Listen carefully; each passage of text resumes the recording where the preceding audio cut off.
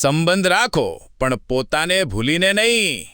સંબંધ બહુ કિંમતી હોય છે પણ તમતારી જાતને ભાંગે નહીં ત્યાં લગી જ.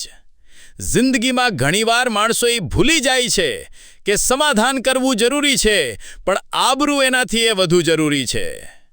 જો કોઈ સંબંધ તમતારે રોજ દુઃખ દેતો હોય, જો તમતારે દર વખતે નમતા હો, દર વખતે પોતાની ભાવનાઓને દબાવતા હો, તો એ પ્રેમ નથી, સમજાણનો અભાવ છે.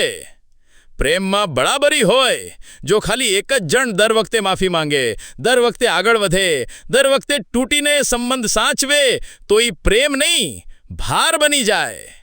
સંબંધ રાખો પણ એટલોય નહીં કે તમતારે પોતાને જ ખોઈ બેહો. કોઈક વાર પોતાની હારે સંબંધ બાંધવો પડે જેથી બીજી દુનિયાથી તૂટીએ તમતારે પોતાની જાતને સંભાળી શકો.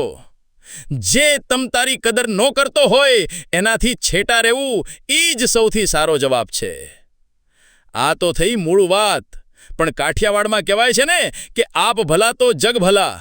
સંબંધોમાં સામેવાળાને સમજવાની કોશિશ પણ કરવી પડે. ઘણીવાર અણસમજને કારણે ગેરસમજણ થઈ જાય છે.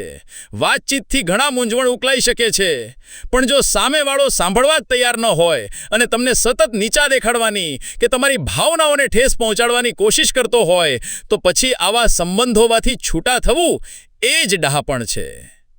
યાદ રાખજો, તમે એક જ છો. તમારી જાતની સંભાળ રાખવી એ સૌથી પહેલી ફરજ છે. બીજા માટે પોતાને પીગળાવી દેવાની જરૂર નથી. સંબંધોમાં ત્યાગ સારો છે પણ આત્મસન્માનનો ત્યાગ ક્યારે ન કરવો જોઈએ. જો તમે ખુશ હશો તો જ બીજાને ખુશી આપી શકશો. એટલે સંબંધોની કિંમત કરો પણ પોતાની કિંમત ભૂલતા નહીં. સારા અને સાચા સંબંધો તમને ઊંચે લઈ જાય છે, ક્યારે નીચે નથી પાડી દેતા.